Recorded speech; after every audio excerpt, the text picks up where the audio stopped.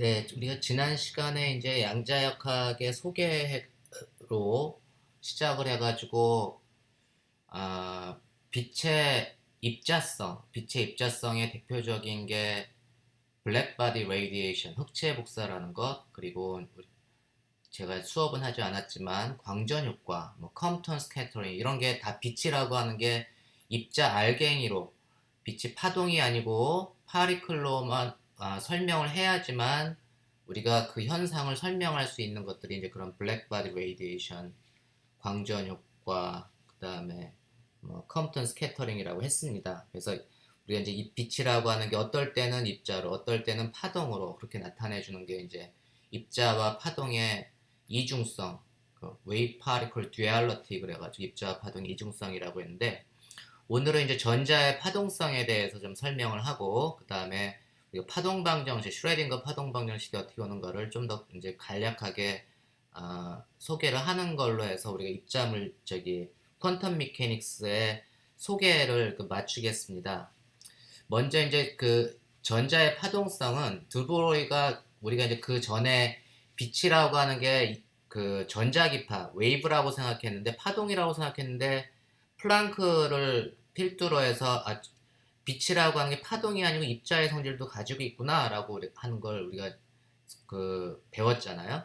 근데 드브로이가 그 이후에 이제 보통 사람들이 생각하는 전자는 다 파리클이다, 입자다라고 생각을 했는데, 그 약간의 그 사고를 좀 달리한 거죠. 빛이 파동인 줄 알았더니 입자라고 하면, 우리가 그동안에 알고 있던 입자라고 하는 거는 그럼 혹시 파동의 성질을 띠고 있지 않을까라고 했던 게 이제 드브로이의 그 물질파 개념입니다. 그래서 드브로이가 1923년에 빛이 입자하고 파동의 이중성을 갖듯이 보통의 물질, 전자 라고 하는 것, 뭐 양성자 그런 것들이 다 입자 그런 것들이 이제 파리클이라고 하는 게 이제 매터 물질인데, 보통의 우리가 입자라고 생각했던 물질도 입자와 파동의 이중성을 갖고 있지 않을까라고 생각한 게 드브로이고, 그래서 만들어준 게 이제 드브로이 릴레이션, 입자의 성질을 띠는 모멘텀과 파동의 성질을 띠는 파장의 관계식, 그게 이제 램다는 P분의 H, 램다는 P분의 H라고 하는 드브로이 관계식이 사실은 빛의 경우에는 이그젝트 솔루션이라고 했죠. 빛의 경우는 이그젝트 솔루션인데, 이거 하나 갖고 저희 드브로이가 사실은 노벨상을 받았습니다. 29년도에. 그런 사고의 발상이었는데, 우리가 그러니까 드브로이 릴레이션, 입자와 파동의 이중성이라고 하는 램다는 P분의 H는 빛의 경우는 아주 이그젝트 솔루션인데, 우리가 파동의 경우는 매스가 있으면 물질은 매스가 있기 때문에 P는 램다분의 H라고 하는 식을 정확하게 유도할 수는 없어요. 그래서 드브로이의 그 릴레이션이라고 하는 건 그 빛의 경우는 이그젝트 솔루션이지만 질량을 가지고 있는 물질의 경우에는 이걸 증명을 했던 게 아니고 그냥 빛의 경우와 마찬가지로 갖다 쓴 거죠. 그래서 모멘텀 이런 관계식을 어디에선가 정확하게 유도한 게 아니고, 이런 드브로이 관계식이 물질인 경우에도 성립할 것이고, 그 어떤 물질이 이런 웨이브의 특성을 가지고 있다라고 하는 게 그게 바로 물질 파의 개념입니다. 물질이 웨이브의 특성을 가지고 있다라고 하는 게. 그래서 우리가 보면 이 그림은 이제 많이 봤던 그 전자기파의 그림인데, 이 전자기파는 이제 파장에 따라서 파장이 굉장히 작으면 감마선, 그 다음에 조금 길어지면 X선, 좌회선, 그리고 파장이 좀 더 길어지면 우리 눈으로 볼 수 있는 가시광선 영역이 들어오고, 가시광선 영역은 대략 그 380 나노메타에서 빨주노초 파남보, 750 나노메타까지 파장이 길어질수록 빨주노초 파남보가 될 텐데, 그 다음에 이제 파장이 더 길어지면 그 적외선, 초단파, 라디오파 이렇게 됩니다. 그래서 우리가 이제 눈에 보는 건 가시광선 영역이 되겠죠. 우리가 이제 그럼 어떤 물질을 파동이라고, 입자를 파동의 개념으로 설명을 할 때, 예를 들면 이런 걸 생각할 수 있죠. 질량이 한 200g, 0.2kg 되는 야구공이 있어. 야구공을 내가 시속 160km로 던지면 무지무지 빨리 던지는 거죠. 시속 160km로 던지게 되면 그게 대략 한 초속으로는 44m 정도가 되는데, 그렇게 160km의 시속으로 던져진 야구공의 파장을 드브로이 관계식으로 계산을 해주면 램다는 P분의 H, 그 다음에 P는 MV니까 질량이 0.2 곱하기 44m per second, 이게 SI 유닛으로 다 해야 되겠죠. 그것분의 H, 플랑크 상수는 6.616 곱하기 10의 마이너스 34승 줄 세컨드, 이걸 이제 계산을 해주면 대략 야구공의 파장이 160km로 시속 160km로 날아가는 야구공의 파장을 계산하면 그게 대략 10의 마이너스 35승미터 정도 됩니다. 야구공의 사이즈에 비하면 10의 마이너스 35승미터로 우리가 그 파장을 측정할 수 있느냐? 그럼 불가능하죠. 거의 0이지. 뭐 파장이 거의 안 보이는 거지. 그러니까 파동의 비헤이비어를 우리가 야구공에서는 관측할 수가 없습니다. 파장이 너무 짧기 때문에, 야구공의 사이즈에 비해서. 반면에 내가 질량 똑같은 놈을 야구공 대신에 전자로 바꿔주면 전자의 질량이 어떻게 되죠? 전자는 뭐 9.1 곱하기 10의 마이너스 31승 킬로그램, 그래가지고 대략 10의 마이너스 30승 킬로그램 정도 돼요. 그래서 만약에 이제 여기에서 0.2kg 자리에 9.1 곱하기 10의 마이너스 31승 킬로그램을 전자를 갖다가 대입을 해주면 전자의 경우는 파장이 16 마이크로메터 혹은 이거를 나노메터로 바꿔주면 1.6 곱하기 10의 2승 나노메터, 어떻게 되죠? 이게 그러면 160 나노메터 정도 되나요? 그 왼쪽 그림에서 160 나노메터 정도 되면 가시광선보다는 좀 짧겠네요. 그죠? 가시광선보다는 좀 짧고 자외선 영역 정도 되겠네. 그러니까 전자의 경우는 파장의 특성이 나타나게 되는 거죠. 질량이 무지무지 작은 놈은 이러한 그 입자이지만 파동의 특성을 나타낼 볼 수가 있습니다. 왜냐하면 전자에 비해서 파장이 상당히 그래도 긴 편이기 때문에. 그죠? 그래서 이제 물질파라고 하는 걸 야구공에 적용을 하면 야구공은 사이즈에 비해서 파장이 너무너무 작아서 파동성을 관측하기는 어렵지만, 전자의 경우에는 물질파의 파장이 전자의 사이즈에 비해서 상당히 길기 때문에 전자의 파동성을 우리가 관측할 수가 있다. 그래서 우리가 그 원자 이하의 세계에서는 물질이 파동의 비헤이비어를 보여도 놀라운 일이 아닙니다.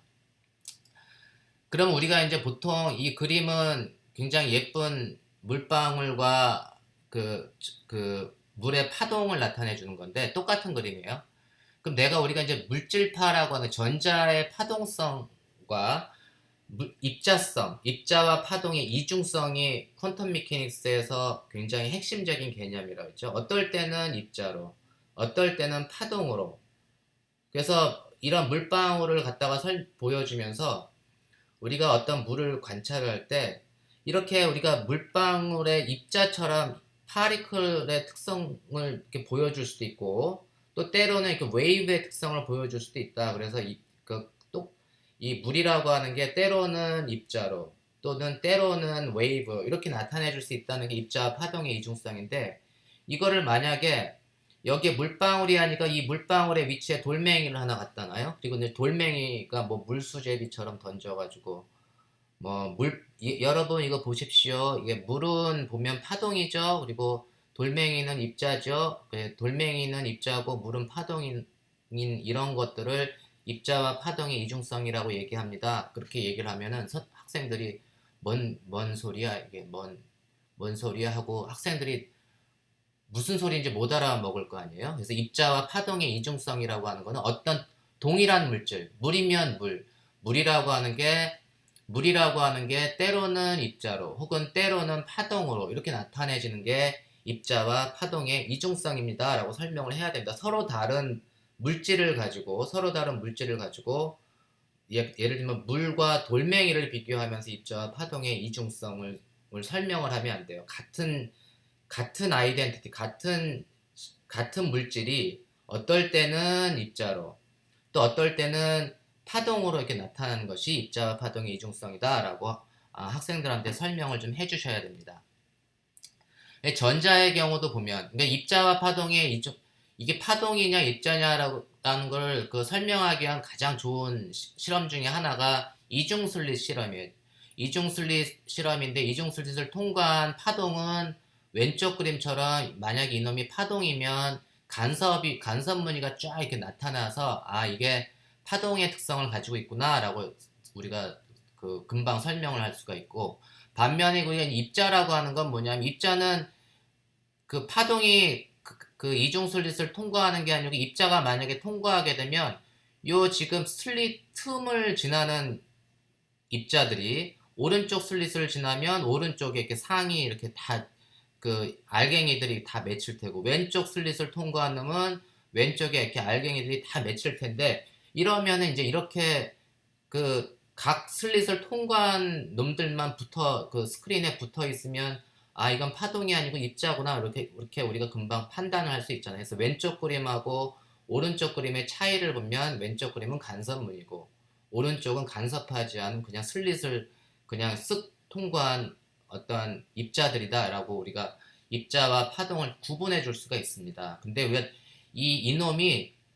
이놈이 이러한 점들이 그 실제 실험을 했더니 전자를 막 쐈더니 전자가 그 조금 전에 그런 무늬를 나타내 준 게 아니라 전자빔을 막 쐈더니 스크린에 그 이게 그냥 수면파가 통과한 것과 같은 똑같은 형식의 이렇게 간섭 무늬가 쫙 나타나게 됐어요. 그래서 이게 정말 전자가 슬릿을 통과하면서 이게 파동의 특성을 가지고 슬릿을 통과했구나라는 걸 실제 관측을 하게 됐죠.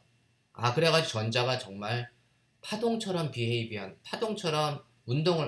그런 행동을 하는구나. 파동의 특징을 가지고 있구나라는 걸 실제 실험적으로 검증을 했습니다. 그래서 우리가 전자라고 하는 게 웨이브의 특성을 가지고 있구나. 그래서 전자가 물질이라고 하는 게 웨이브의 특성을 가지고 있구나라고 하는 걸 그 증명한 실험 중에 대표적인 실험이 전자의 이중슬릿에 의한 간섭 현상입니다. 그래서 우리가 이런 거를 물질파라고 해요. 매터 웨이브가 물질파잖아요. 우리가 이제 물질파를 보면 물질파라고 하는 게 이제 전자 같은 걸 이용해서 웨이브의 특성을 가지고 이제 어떤 놈들을 탐침할 수가 있어 프로브를 할 수가 있는데 어떤 파장이 있으면 그 파장의 분해능이라고 하는 게 뭐냐면 내가 지금 그림상에 나타나는 웨이브가 있어요. 파장이 상당히 좀 주어진 좀 큰 거죠. 좀 긴 파장의 그 파동을 가지고 돌멩이들을 내가 그 돌멩이의 특성을 알고 싶어. 그런데 돌멩이가 세 개가 이렇게 놓여 있는데 그 좀 굉장히 작은 돌멩이, 그 다음에 중간 정도의 돌멩이, 그 다음에 큰 돌멩이가 있는데 이 파동을 가지고는 작은 돌멩이나 중간 사이즈의 돌멩이는 그냥 통과를 해버려. 파장보다 그 돌멩이의 사이즈가 더 작기 때문에 이러한 파장을 갖는 웨이브를 가지고 작은 사이즈의 돌멩이나 중간 사이즈의 돌멩이를 찾기는 굉장히 어려워요. 운이 좋으면 찾을 수 있지만 대부분은 못 찾아.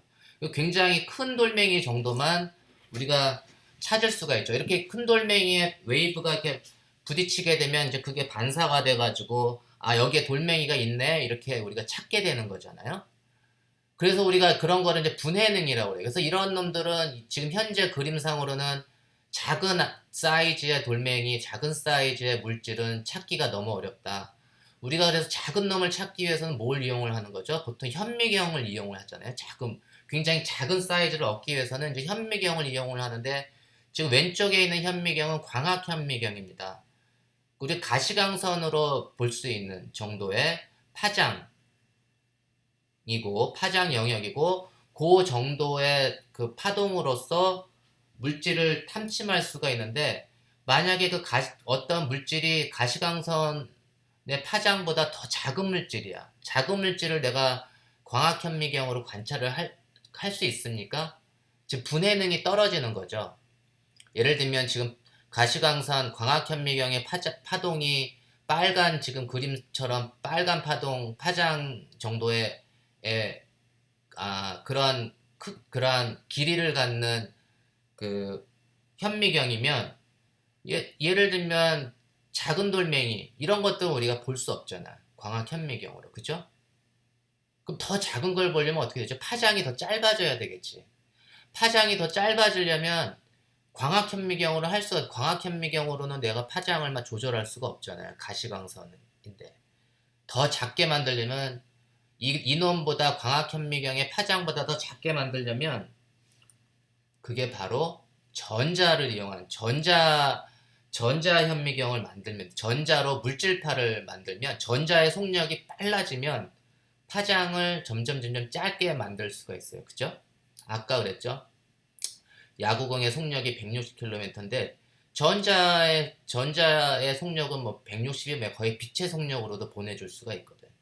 그래서 빛의 속력으로 굉장히 그 전자의 물질파의 특징을 이용해서 전자의 속력을 굉장히 빨리 해주고, 그러면 그 전자 물질파의 파장이 굉장히 짧아질 수 있고, 그래서 광학현미경으로 볼 수 없는 물체들도 전자현미경을 이용하면 볼 수가 있습니다.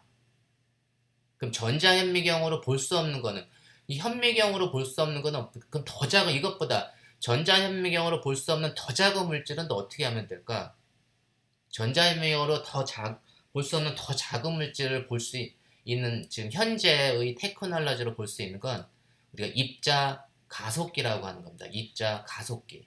입자 물리학 하는 사람들이 입자 물리 실험을 한다. 그래서 입자 물리 실험을 하려면 가속기가 필요하다고 얘기를 하는데, 지금 현재의 가장 큰, 지구상에 존재하는 가장 큰 가속기가 좀 오른쪽에 있는 대형 강입자 가속기, 충돌기라고 하는데 LHC라고 해요. LH. 여러분들 이제 물리하는 사람들은 이거를 좀 알아야 돼. 그래서 LHC는 대형이라고 하니까 large라는 뜻이고, 강입자는 hadron이라고 해서, 그래서 large hadron, 그다음에 충돌기 혹은 가속기라고 하는데 collider 그럽니다. large hadron collider. 그래서 거대 강입자 가속기 혹은 거대 강입자 충돌기, 뭐 이렇게 large hadron collider라고 하는 거를 이용하면, 이거는 이제 전자의 속력이 뭐 어마무시하죠. 거의 빛의 속력에 가깝게 갈 수 있는 거죠. 이 강입자는 전자빔을 쓰는 게 아니라 뭐 프로톤 빔, 양성자 빔 같은 거를 쓰지만, 기본적으로는 물질파를 이용한 현미경을 만드는 거예요.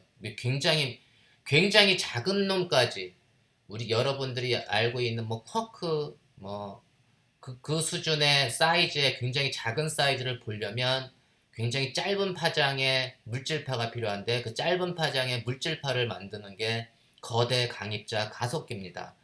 이 그림 되게 아름다운 곳인데, 이 거대 강입자 가속기는 이 절반은 스위스에 있고 절반은 프랑스에 있습니다. 그래서 스위스하고 프랑스의 접경에 이렇게 놓여 있고, 이 강입자 가속기 자체는 이 지면으로부터 한 150m, 200m 정도 지면으로 더 들어가 있어요. 그래서 이 좀 작은 박스에 보이는 이 빔 라인은 지상에서부터 한 100m, 150m 정도 더 뚫고 들어가서 놓여 있는 거고, 이 원 둘레가 대략 한 27km 정도 됩니다. 무지무지 커요.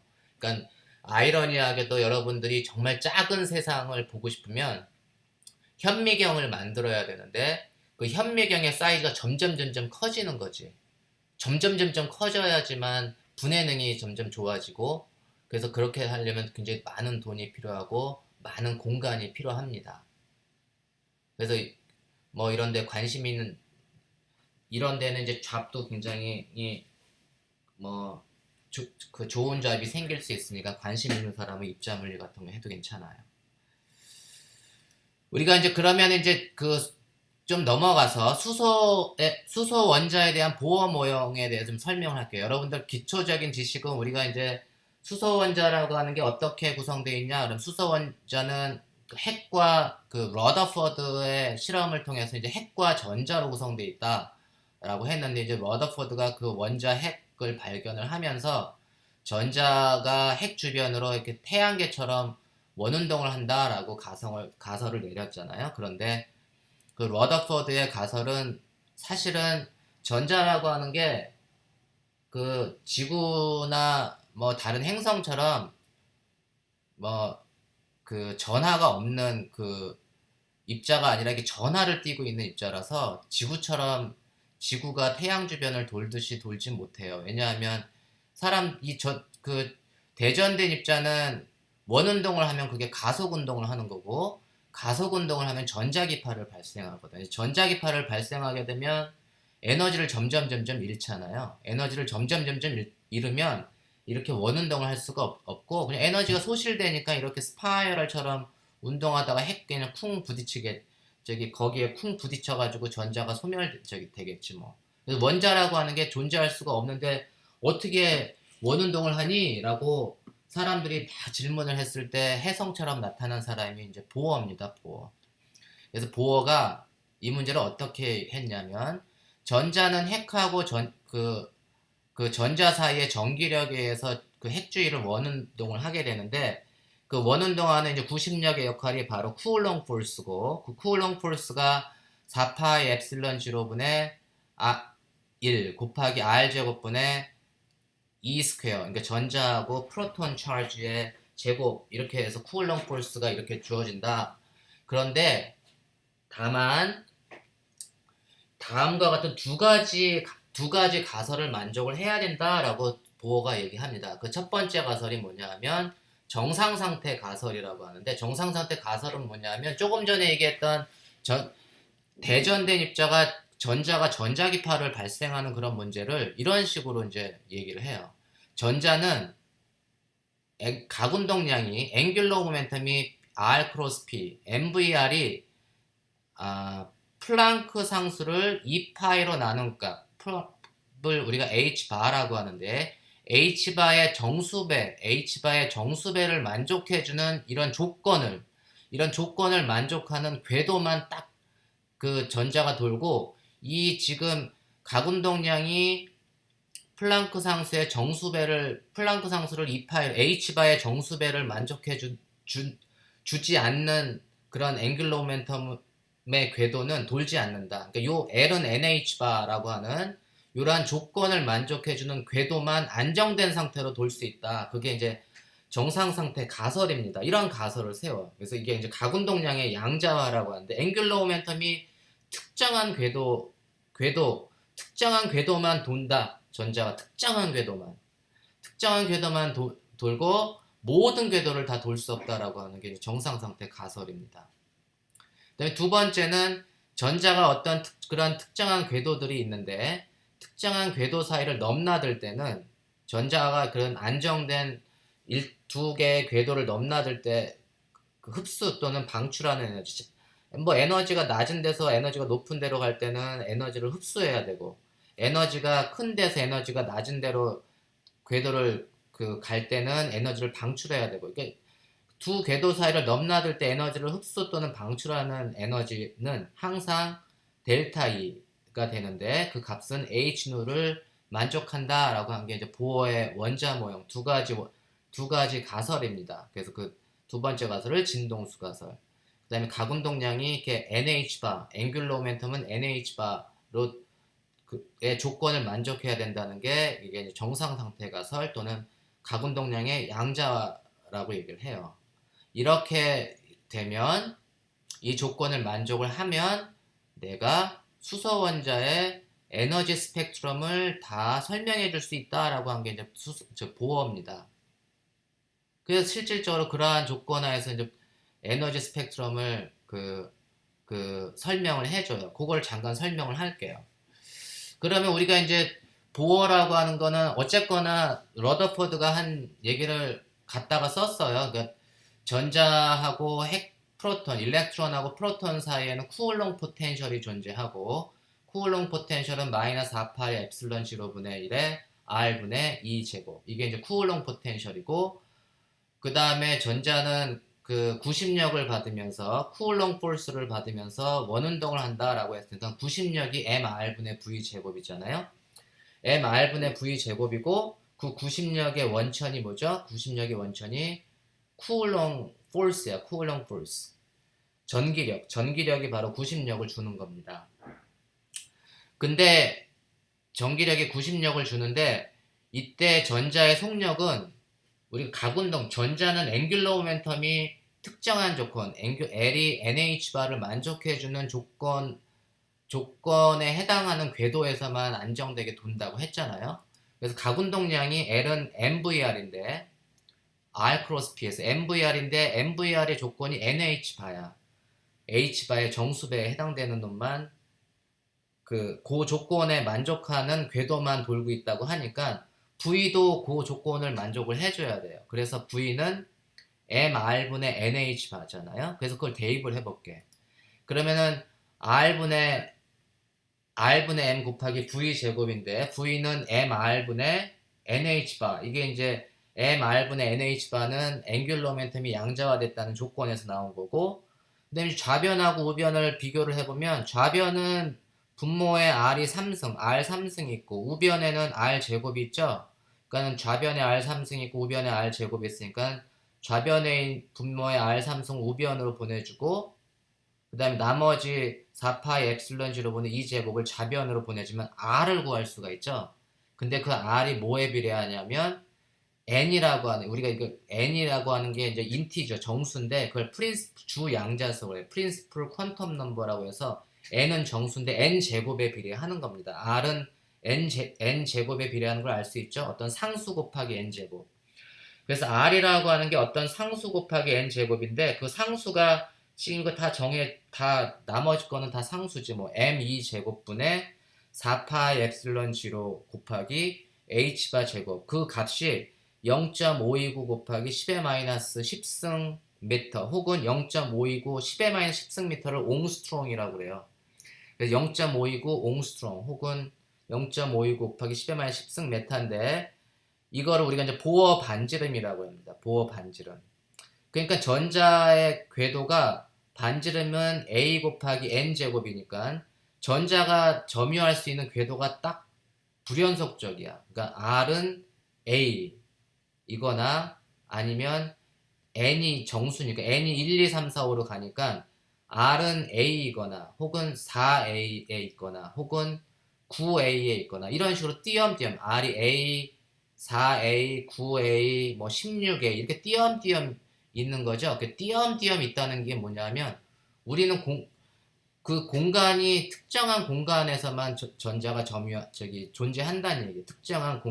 특정한 반지름에서만. 그게 이제 공간의 양자화라고 얘기합니다. 스페이스 퀀타이제이션. 그래가지고 공간이 연속적인 값을 갖는 게 아니고 특정한 값 A, 4A, 9A, 16A 이렇게 특정한 불연속적인 값만 갖는 게 공간의 양자화가 되고 스페이스 퀀타이제이션이라고 이 공간의 양자화는 왜 생겼냐면 가운동량이 양자화가 돼가지고 공간이 양자화된 겁니다. 그래서 공간의 양자화는 곧 가운동량의 양자화를 뜻한다. 앵귤러 모멘텀이 양자화됐다는 얘기는 불연속적인 값을 갖는다는 얘기는 공간이 불연속적인 값을 갖는다라는 얘기입니다. 그리고 요거는 이제 그렇게 우리가 이제 공간이 R이 AN 스퀘어하고 같다라는 걸 여러분들이 유념을 하고 그 다음에 수소원자의 역학적 에너지를 보면 수소원자의 역학적 에너지는 운동 에너지 더하기 포텐셜 에너지잖아요. 그래서 2분의 1 mv 제곱 마이너스 4파이 엡실론 0분의 1에 r분의 2 스퀘어가 되는데 우리가 mv 제곱은 여기 왼쪽에 보면은 구심력이 쿠올롱 포스 구심력이 전기력이다라는 거에서 보면 mv 제곱이 4파이 엡실론 0분의 1에 r분의 2 제곱이죠. 그걸 대입해주면 되지. mv 제곱이 바로 4파이 엡실론 0분의 1에 r분의 2 제곱인데 거기 2분의 1이 더 있으니까 얘는 8파이 엡실론 0분의 1에 r분의 2 제곱이에요. 그게 운동 에너지야. 운동 에너지의 크기 자체는 포텐셜 에너지 크기의 딱 절반이 되겠지. 근데 이제 부호까지 다 고려를 이렇게 해야 되니까 이걸 계산해주면 이 그 수소원자의 역학적 에너지는 마이너스 4파이 엡실론 0분의 1에 2r분의 2제곱. 이게 뭐냐면 딱 포텐셜 에너지의 딱 절반이고 역학적 에너지는 네거티브가 됩니다. 네거티브. 역학적 에너지가 음의 값을 가져. 그래서 우리가 어떤 시스템의 에너지가 네거티브다, 역학적 에너지가 음수를 갖는다라고 하는 건 뭐냐면 전자가 속박돼 있다 이런 얘기입니다. 전자의 역학적 에너지가 음수다라고 하는 거는 양성자에 속박돼 가지고 도망갈 수가 없다 이런 얘기예요. 그래서 속박된 이미 포텐셜 자체가 네거티브이기 때문에 도망가려면 어떻게 돼야 돼? 운동 에너지가 포텐셜 에너지보다 더 커야 되잖아요. 그러면 도망갈 수가 있어. 그러니까 에너지가 역학적 에너지가 양수가 되는 순간에 전자가 수소 원자로부터 도망갈 수가 있는데 수소 원자로부터 전자가 도망가면 우리가 존재할 수가 없지 뭐. 그 원자가 존재할 수 없으니까 일반적으로 이제 원자는 네거티브, 원자의 역학적 에너지는 네거티브가 돼야 됩니다. 명심해야 돼요. 에너지가 네거티브라는 얘기는 전자가 속박돼 있구나라는 걸 여러분들이 명심하기 바랍니다. 그리고 이렇게 역학적 에너지는 포텐셜 에너지의 딱 절반이 되고 우리가 R이라고 하는 값이 근데 모든 R을 다 갖는다고 했나요? 아니죠. R은 특정한 값만 갖는다고 했잖아요. AN제곱 R은 AN제곱 보어 반지름 곱하기 N제곱 그래서 그거를 넣어주면 수소 원자의 역학적 에너지는 어떻게 돼? 수소 원자의 역학적 에너지는 마이너스 4파이 엡실론 0분의 1에 2RN의 2제곱 그래서 이거를 갖다가 정리를 쭉 해주면 결과적으로 뭐냐면 역학적 에너지는 n제곱의 주양자수의 제곱에 반비례하고 그 다음에 그 나머지는 다 상수잖아요. 상수를 여러분들이 다 계산을 해주면 그게 마이너스 2분의 1 마이너스 2ma 제곱분의 h바 제곱 그게 상수입니다. 마이너스 2ma 제곱분의 h바의 제곱 그걸 보통 이제 사람들이 2원이라고 하고 그래서 n번째 수소 원자의 에너지는 n제곱분의 2원 2원은 바닥 상태 수소 원자가 바닥 상태에 있을 때의 역학적 에너지고 그게 마이너스 2분의 1 마이너스 2ma 제곱분의 h바의 제곱이 됩니다. 이 값을 계산해주면 그게 마이너스 13.6 일렉트론 볼트가 돼요. 그래서 수소 원자의 바닥 상태 에너지는 마이너스 13.6 일렉트론 볼트다. 마이너스 2ma 제곱분의 h바의 제곱이다. 그래서 보어가 수소 원자의 에너지 스펙트럼을 이론적으로 이렇게 계산을 했는데 그게 실험치하고 너무너무 잘 맞는 거야. 그래가지고 이걸로 사실 보어가 노벨상을 받습니다. 1922년도에. 여러분도 노벨상 받을 수 있어요. 이런 거 계산 좀 잘하면. 근데 문제는 여러분들 좀 찜찜하잖아. 혹시 찜찜한 거 없어요? 내가 설명할 때? 나는 좀 찜찜했는데. 뭐가 찜찜했냐면 보어의 가설이 찜찜했어.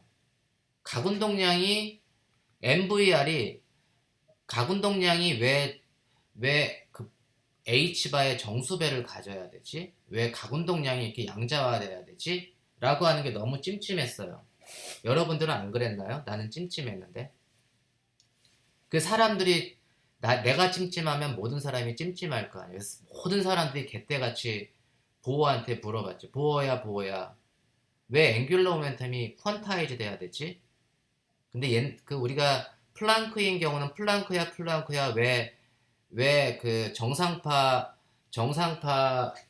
실어 나르는 평균 에너지가 그런 값을 가져야 되지? 라고 했을 때 플랑크는 열심히 계산을 해가지고 결국은 빛이 양자화되기 때문에 그래 이렇게 정답을 줬잖아요. 근데 보어는 그 정도까지는 안 했어요.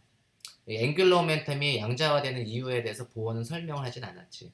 그걸 설명해준 사람이 바로 드브로이입니다. 드브로이.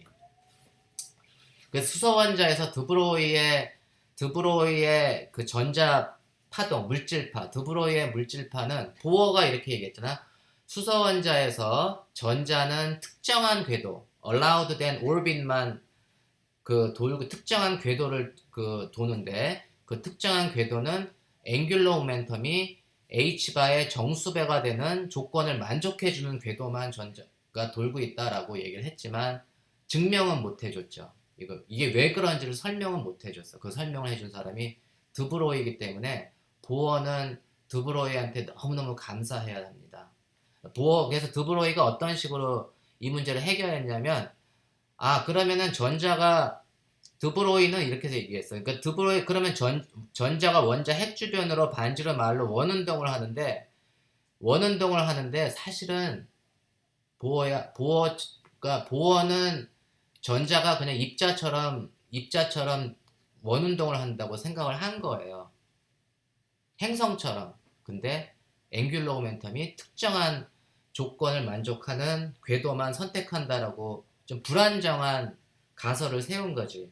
근데 드브로이는 그거를 어떻게 설명했냐면, 아, 전자가 원자 핵으로부터 반지름이 r인 궤도를 돌고 있는데, 이 원운동을 하는데 전자가 입자처럼 행동하는 게 아니고 웨이브처럼 행동을 해가지고, 전자가 이 원궤도를 돌 때 이 원주 2파이r이 물질파의 파장의 정수배가 되는 그런 조건을 만족을 해줘야 된다, 전자가. 그런 조건을 만족해 줄 때에만 그 궤도가 허용된다라고 설명을 했습니다. 그러니까는 반지름이 r인 원은 전자의 파장의 정수배하고 같아야 된다. 2πr은 파장의 정수배하고 같다고 하면 그러한 조건을 만족해주는 전자만 이 안정된 궤도를 돌 수 있다라고 얘기를 했고, 이 조건 2πr은 n 램다를 보면 람다라고 하는 물질파의 파장을 운동량으로 표시해 줄 수 있는데, 그게 P분의 H잖아요. P분의 H. 그래서 램다 자리에 P분의 H를 넣어줄 수 있죠. 이게 드브로이 릴레이션으로부터 램다는 P분의 H가 되고, 그 다음에 R 크로스 P를 좌변으로, 나머지를 우변으로 보내주면 R 크로스 P는 N 곱하기 H바를 2파이로 나눠준 거하고 같고, 그게 바로 NH바가 됩니다. 그래서 R 크로스 P가 바로 앵귤러 모멘텀이에요. 그래서 앵귤러 모멘텀이 NH바가 되는 이유는, 이 반지름 R인 원주가 파장의 딱 정수배하고 매칭이 돼야지만 가능하다라는 겁니다. 이해되셨나요? 그래서 원주가 파장의 정수배가 될 때만 가능하다. 그래서 물질파의 개념이 도입이 되면 내가 설명할 수가 있다.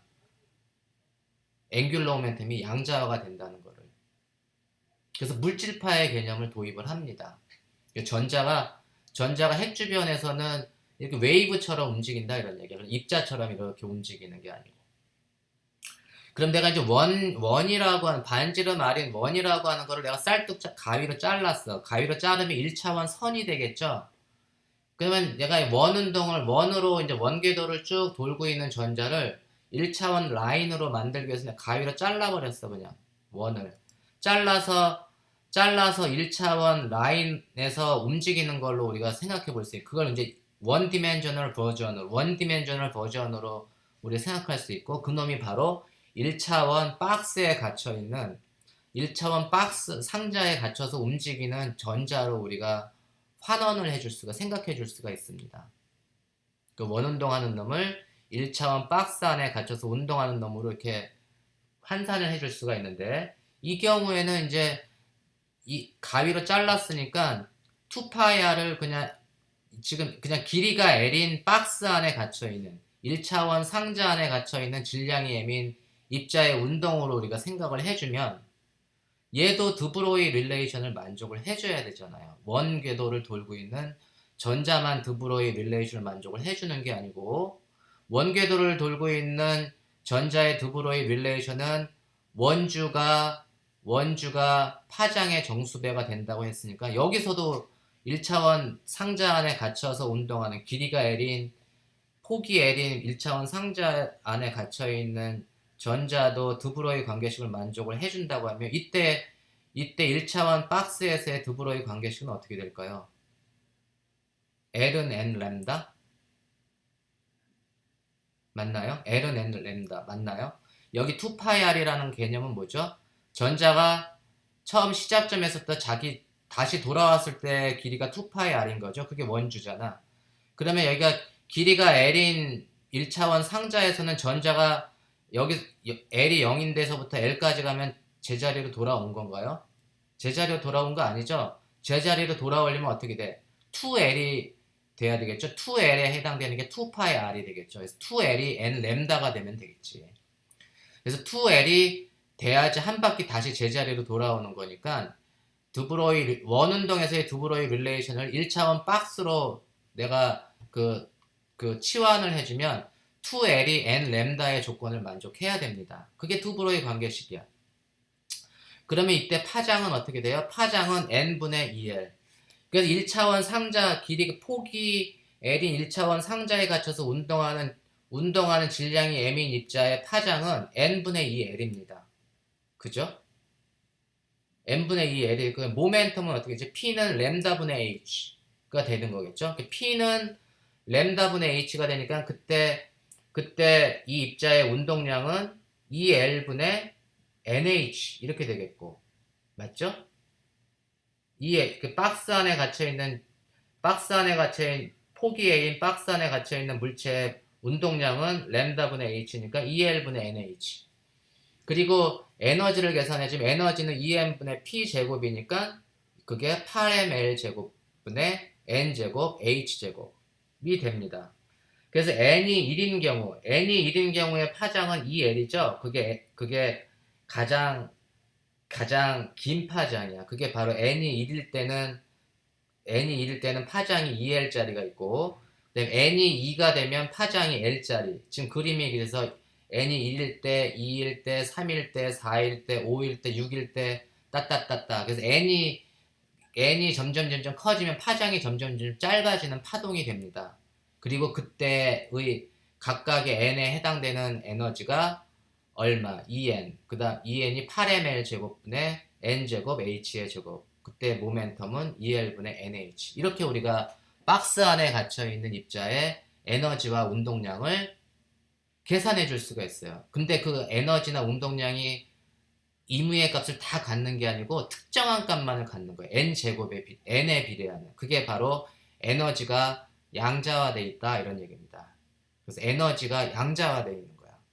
그래서 8ml 제곱에 n제곱 h의 제곱. n은 항상 1, 2, 3, 4 정수를 가지니까 우리가 고전적으로는 입자가 상자 안에 갇혀서 바닥 상태에 있으면 바닥 상태의 개념은 정지해 있을 때가 바닥 상태라고 하잖아요.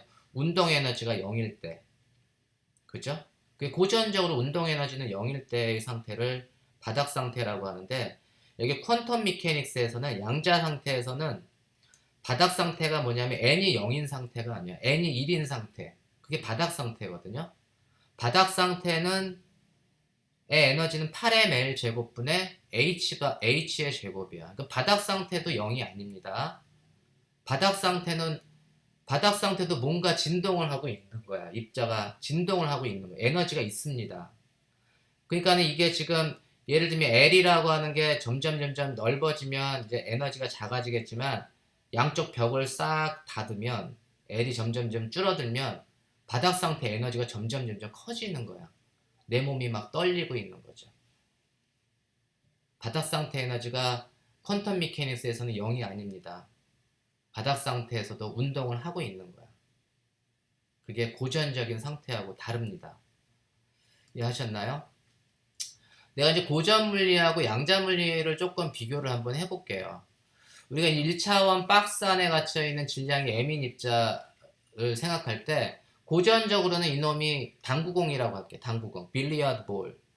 그리고 당구공의 질량을 1kg. 그 다음에 1kg짜리 당구공이 폭이 1m인 상자에 갇혀서 운동한다라고 생각해 볼 수 있어요. 고전적으로 가능하죠? 1kg짜리가 폭이 1m인 박스에 갇혀서 움직인다고 하는 거 생각할 수 있죠? 상상할 수 있지? 근데 이제 그러면 퀀텀 미케닉스에서는 당구공이 아니고 일렉트론이야. 일렉트론은 질량이 9.1 곱하기 10의 31승 킬로그램이니까 대략 전자의 질량이 10의 30승 킬로그램 정도가 되잖아요.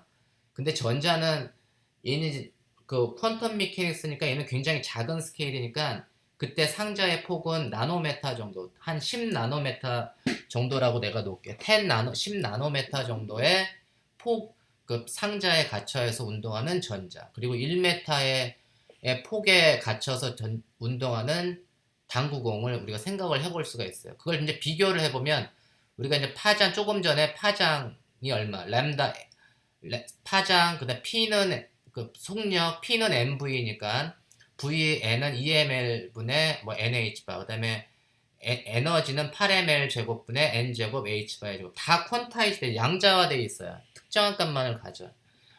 거기에다가 이제 당구공 같은 경우는 질량이 1, 그 다음에 폭이 1m, 그러니까는 파장은 뭐 n분의 2m, 그 다음에 속력은 10-34승, 그 다음에 퀀텀 넘버 n에 비례할 테고 n 미터 per second, 그 다음에 에너지는 이 n은 여기다 m이 1kg 1m 뭐 넣어주면 이게 이제 10의 마이너스 대충 플랑크 상수가 10의 마이너스 34승 주울이니까 오더로 따지면 10의 마이너스 68승 n 제곱 주울 이렇게 되겠죠. 그 다음에 일렉트론 같은 경우는 10의 마이너스 30승 킬로그램하고 나노메타 10 나노메타를 대입을 해주면 파장은 뭐 n분의 20 나노메타, 속력은 10의 4승 미터 n 10의 4승 n 미터 per second, 그 다음에 에너지는 10의 마이너스 22승 n제곱 주울, 혹은 n제곱 주울을 일렉트론 볼트 1주울의 6.626 곱하기 6.24 곱하기 10의 18승 일렉트론 볼트, 혹은 1 일렉트론 볼트가 1.6 곱하기 10의 마이너스 19승 주울이니까 주울을 일렉트론 볼트로 환산해 줄 수 있죠. 그래서 환산해 주면 이제 뭐 10의 마이너스 3승 n제곱 이렇게 돼요. 그러니까 우리가 그 당구공을 보기 전에 먼저 일렉트론의 운동을 보면, 일렉트론은 바닥 상태가 n이 1인 상태잖아요. n이 1인 상태에서 파장이 뭐 20나노메타, 그 다음에 전자의 속력이 바닥 상태에 있을 때 전자의 속력이 뭐 10의 대충 4승 미터 per second, 에너지는 뭐 10의 마이너스 3승 일렉트론 볼트, 이렇게 이제 퀀텀 레벨에서는 바닥 상태에서도 파장도 측정할 수 있고 에너지도 10의 3승 일렉트론 볼트 정도 뭐 괜찮아. 근데 당구공 같은 경우는 n이 1인 상태를 보면 그게 바닥 상태잖아요. n이 1인 상태를 딱 보면 당구공의 속력이 10의 마이너스 34승 미터 per second야. 움직이는 게 보이나요? 당구공은? 안 보이죠? 10의 마이너스 34승 미터 per second는 거의 0이잖아. 에너지는 10의 마이너스 68승 주울입니다. 바닥 상태가. 정지해 있는 것처럼 보이는 거야.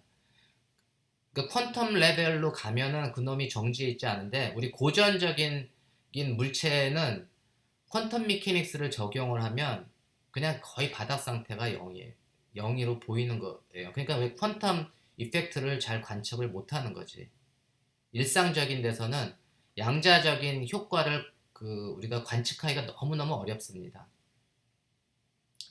그러면은 그러면 이제 당구공 같은 경우는 그러면 양자역학하고 고전역학이 서로 다르냐? 양자역학하고 고전역학이 다른 게 아니고, 양자역학이 고전역학을 설명해 줄 수 있는데 퀀텀 넘버가 굉장히 커야지 설명해 줄 수가 있어요. 예를 들면 우리가 고전적으로 당구공이 박스 안에서 갇혀가지고 운동을 하는데 당구공의 에너지가 1주울쯤 된다. 그러면 우리가 당구공이 움직이는 거잖아요. 1주울 정도가 되려면, 당구공의 에너지가 1주울 정도 되려면 퀀텀 넘버가 n이 얼마쯤 돼야 돼? n이 10의 34승이 돼야 돼요.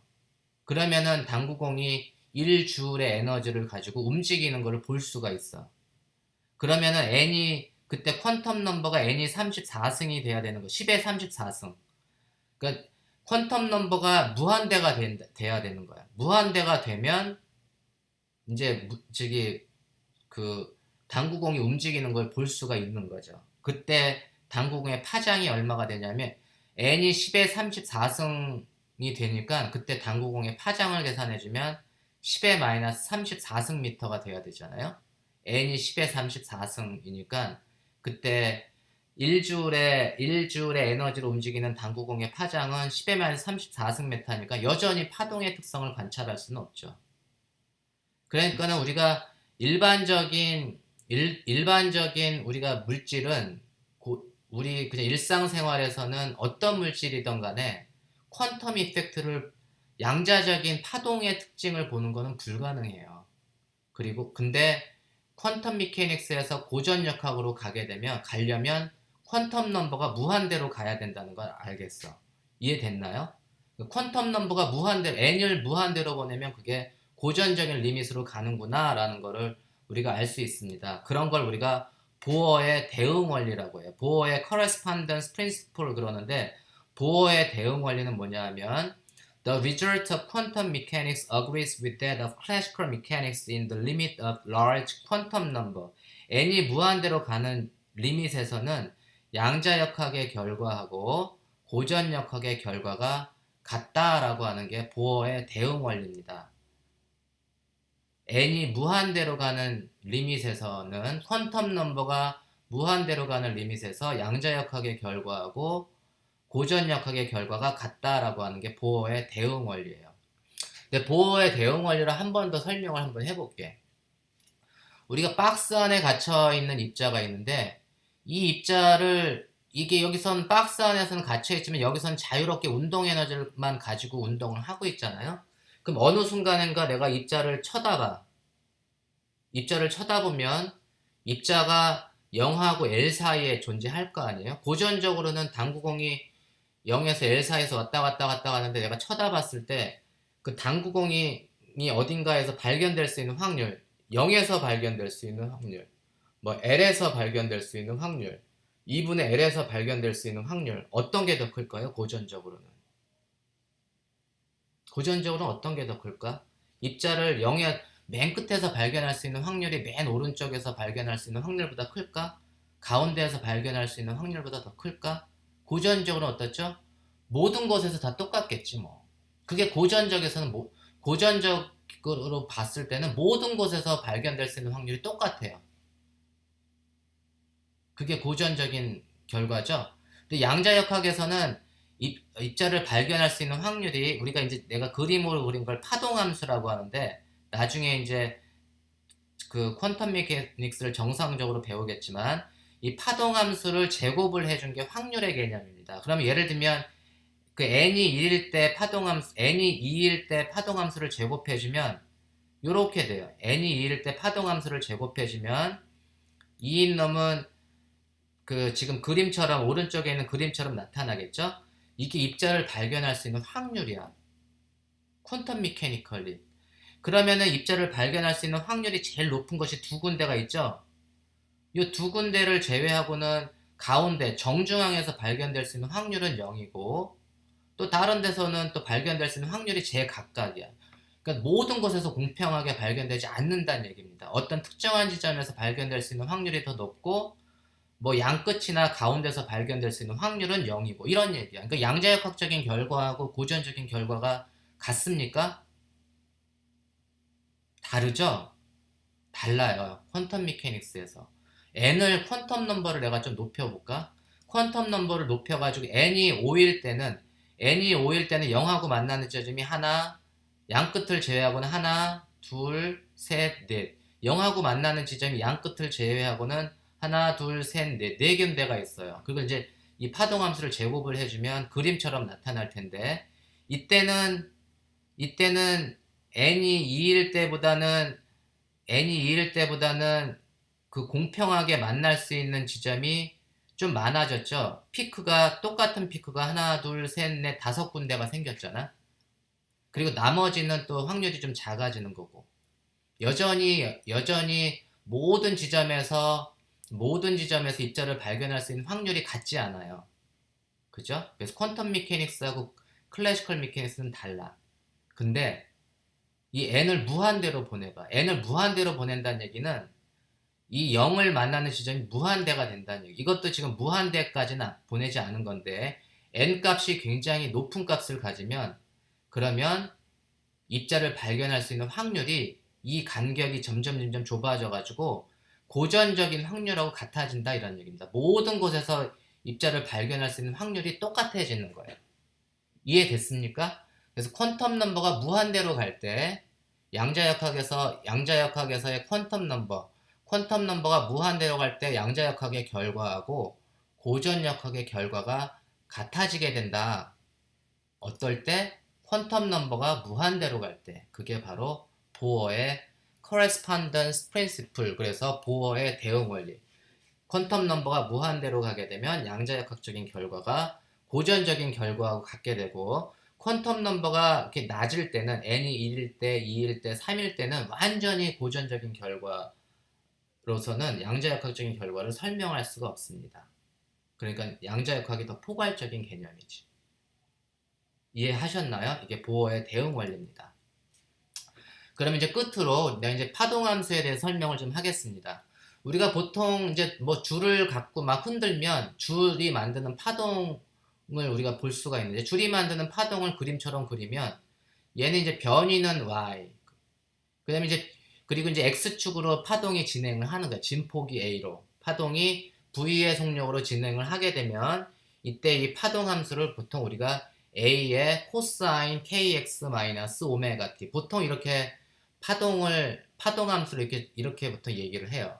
y는 a의 코사인 kx, k는 파수 웨이브 넘버라고 했죠. 그다음에 오메가는 뭐 각진동수에서 오메가. 그래서 보통의 파동의 파동 함수를 쓰면 파동은 뭐 a의 코사인 혹은 사인, 혹은 사인하고 코사인에 중첩된 상태, 위상을 주면 되는 거지.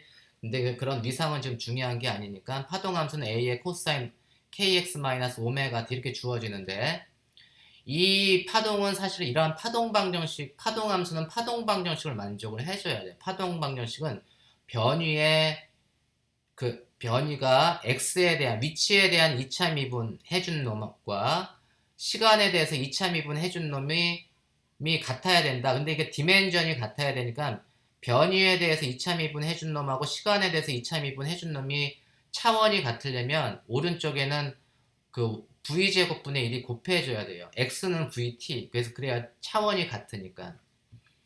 그래서 디멘전을 맞춰줘야 되는 거예요. x는 vt. 그래서 우리가 이러한 파동 방정식을 만족해주는 솔루션이 바로 a의 코사인 kx-오메가 t 이렇게 되는데, 그거를 풀기 위해서는 보통은 이제 이렇게 지수 함수를 많이 쓰죠. 익스포넨셜 함수, a의 익스포넨셜 ikx-오메가 t라고 하는 이 파동 함수를 써주면 나중에 그 솔루션에서 실수부만 택해주면은 그게 이제 우리가 알고 있는 줄의 뭐 파동 방정식, 파동 함수가 되는 거죠.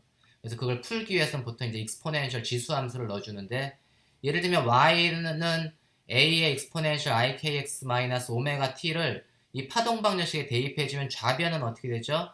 y를 x에 대해서 2차 미분시켜주면 ik가 두 번 튀어나오는 거지. ik가 두 번 튀어나오니까 마이너스 k제곱의 y. 그 다음에 오른쪽은 시간에 대해서 2차 미분해주면 마이너스 i 오메가가 두 번 튀어나오니까 마이너스 오메가 제곱 y 이렇게 되는 거예요. 그래서 좌변하고 우변이 같아야 되니까 마이너스 k제곱 y는 마이너스 v분의 오메가 제곱 y하고 같으니까 k는 v분의 오메가, 그래서 웨이브 넘버하고 그 파동의 속력, 그 다음에 각진동수의 관계식이 k는 v분의 오메가가 됩니다.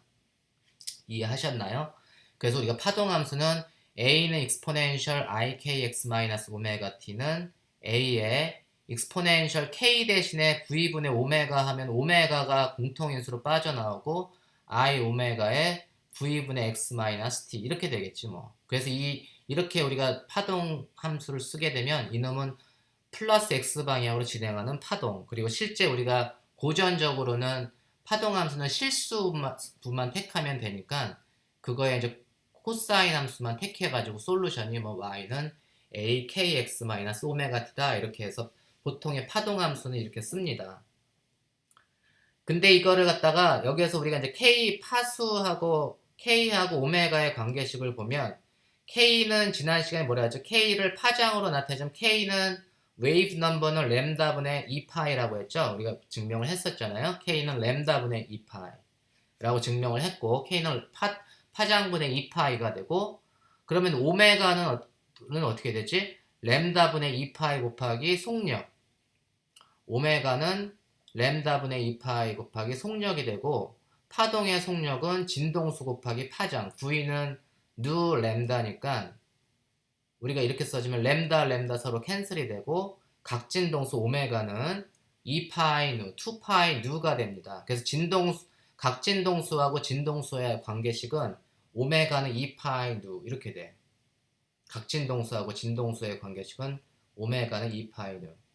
이건 이제 고전적인 파동 방정식이고 퀀텀 미케닉스에서도 우리가 전자가 물질파니까 물질이 웨이브니까 웨이브 이퀘이션을 만들 수가 있어요. 그게 이제 결국 슈레딩거 방정식인데 우리가 퀀텀 미케닉스에서도 그 함수를 쓸 수가 있는데 내가 이렇게 대입을 해줄게. y를 파동함수가 고전적인 파동함수 y 대신에 psi, psi라고도 사람들이 읽는데 정확하게는 psi라고 읽으면 돼. psi인데 그냥 psi. p는 묵음이라서 그냥 psi라고 읽을게. psi xt. 근데 퀀텀 미케닉스에서의 파동함수는 이게 복소수입니다.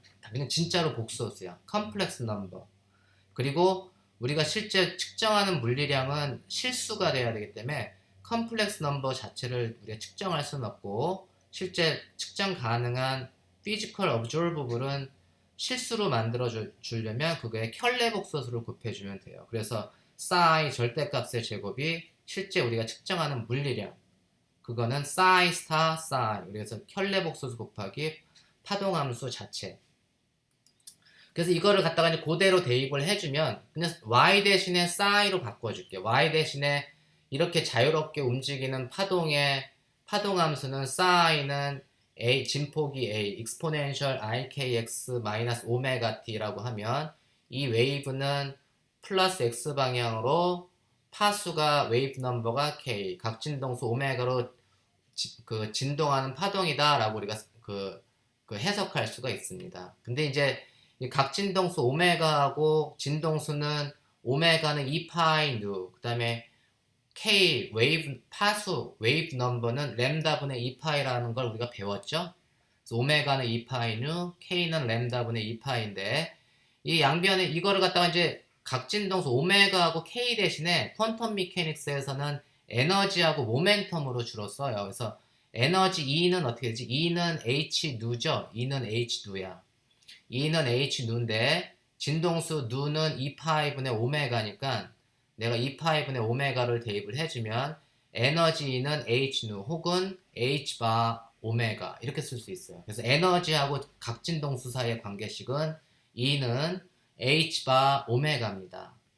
그 다음에 운동량 P는 램다분의 H잖아. 드브로이 관계식에서 운동량 P는 램다분의 H인데 램다분의 1 대신에 K분의 램다분의 1 대신에 2파이분의 K를 대입을 해주면 P는 H 바 K 그래서 웨이브 넘버 K 대신에 모멘텀을 써주면 P는 H 바 K 에너지 E는 H 바 오메가 그래서 K하고 오메가 대신에 에너지하고 P로 모멘텀으로 파동함수를 적어줄 수가 있어요. 그럼 어떻게 되지? H바만 공통인수로 빼주면 되겠네요. 나눠주면 되겠네요. 그래서 이렇게 자유롭게 움직이는 웨이브의 파동함수는 진폭이 A이고 exponential I px 마이너스 et over h바 h바로 나눠준 거하고 같아요. 그래서 우리가 지수는 보통 디멘전 차원이 없기 때문에 에너지 곱하기 시간이 바로 그 플랑크 상수의 단위잖아. 주올 세컨드. 그 다음에 운동량 곱하기 포지션 p 곱하기 x 운동량 곱하기 포지션도 주올 세컨드 h바하고 같은 단위예요. px의 단위 et의 단위 h바의 단위가 다 같아요. 그래야지 디멘전이 없잖아. 차원이 지수는 차원이 없어야 되거든. 그래서 디멘전 와이즈 운동량하고 모멘텀과 포지션이 곱해지는 거의 차원과 에너지하고 시간의 차원 에너지하고 시간이 곱해지는 차원이 다 똑같다. 뭐하고 같아? h 줄 세컨드의 단위하고 같다 이런 얘기입니다. 단위도 여러분들이 같이 생각을 해줘야 돼. 그러면 우리가 이제 이렇게 그 양 퀀텀 미케닉스에서의 파동 함수를 얻었는데 이놈은 이제 웨이브 방정 파동 방정식은 포지션에 대해서는 고전적인 파동 방정식은 위치에 대해서는 2차 미분해주고 시간에 대해서도 2차 미분해줬잖아요. 그러면 내가 이놈을 갖다가 위치에 대해서 2차 미분해주면 어떻게 되나? 싸이를 x에 대해서 2차 미분시켜주면 어떻게 될까요? x에 대해서 2차 미분시켜주면 ip h밥분의 ip를 제곱해 주는 거가 튀어나오겠지. 그러면은 마이너스 h바 제곱 분의 p제곱 쌓아 이렇게 되겠죠. 2차 미분해주면. 그래서 모멘텀의 제곱은 p제곱은 마이너스 h바 제곱 d제곱 쌓이 dx제곱 이렇게 쓸 수가 있습니다. 그죠? p제곱 쌓이는 마이너스 h바 제곱 d제곱 쌓이 dx제곱. 그래서 마치 운동량의 제곱이 그 위치 제곱의 미분연산자 d제곱 dx제곱하고 거의 비례한다는 걸 알 수가 있어. 그 다음에는 내가 이제 이게 고전력하고는 달리 시간에 대한 2차 미분만 하지 말고 그냥 에너지 이거를 갖다가 그 파동함수를 시간에 대해서 한 번만 미분을 해볼게요. 그럼 뭐가 튀어나오죠?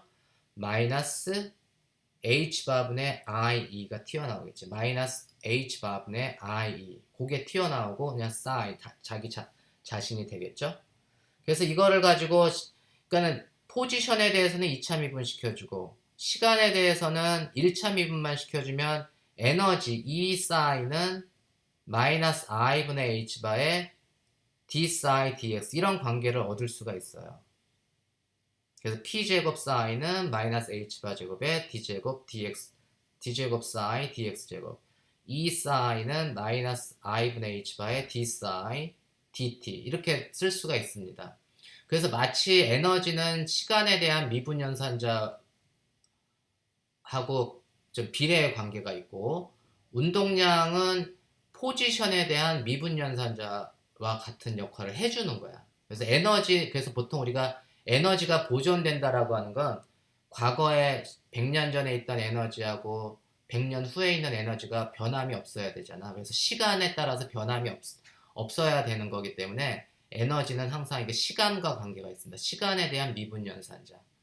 그 다음에 운동량이 보존된다는 얘기는 운동량은 평평한 기울기가 평평한 곳에서 물체를 굴리면 그냥 같은 속도를 유지해서 가겠죠. 마찰이 없으면. 근데 기울기를 주게 되면은